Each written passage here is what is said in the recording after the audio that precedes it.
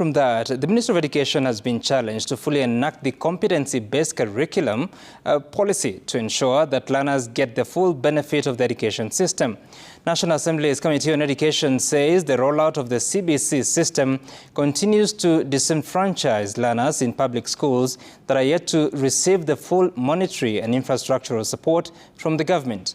Brenda Wanga reports.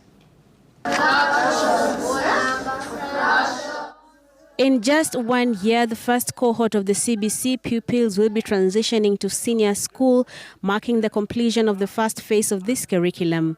But members of parliament are raising concerns that a large portion of those learners have not had the full experience as envisioned, and they are placing the blame at the doorstep of the Ministry of Education and its failure to implement CBC policies.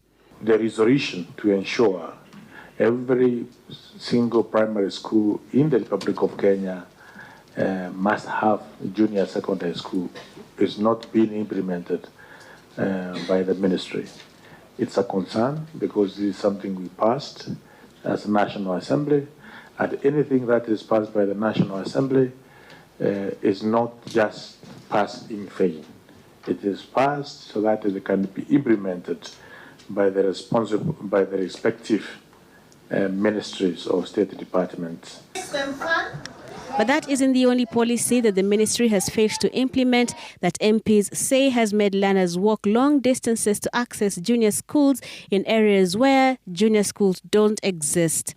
The MPs also want the government to ensure that the learners, especially in public schools, are equipped for their science and technology-based subjects. In terms of structures, the laboratories which are required are not there in most of our constituencies. In my constituency, we don't have laboratories for junior secondary schools. The teaching aids are not there. It pains me too much to learn that we are implementing a curriculum without the required resources. I come from a constituency where we don't have electricity in 26 public primary institutions that are housing JS classes. Because you remember CBC, of course, there's the issue of ICT and under the CBC program.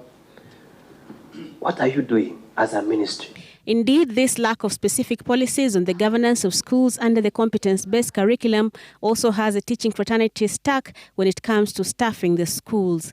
Until we get a policy document from the Minister of Education on what a comprehensive school is, about the JSS, how are we to align that staffing norm? Because it's only then that, you see, like you are talking about the pathways, we have been changing the subjects now and then. TSC has to be properly guided, because when we come up with the staffing norm, it involves money. The ministry says the challenges notwithstanding, it is moving well with the plans to transition the learners next year based on existing policy frameworks that guide the implementation of the CBC. The ministry approach in implementation of the competence-based curriculum is guided by key policies, and notably what really guides us is the Basic Education Curriculum Framework of 2017. I would want to mention, Chair, that this is the first time while implementing this curriculum that the curriculum framework was done. That framework, the ministry says, has also been subjected to changes from time to time. There was need for us to rationalize the number of learning areas and curriculum design in terms of scope, integration of subjects within a learning area, gaps and content overloads, and overlaps in basic education. The ministry has also been challenged to provide clear guidelines on the financing of the junior and senior school learning, as well as ensuring that it makes clear how children will continue to benefit from the school feeding programs. Brenda Wanga, Citizen TV.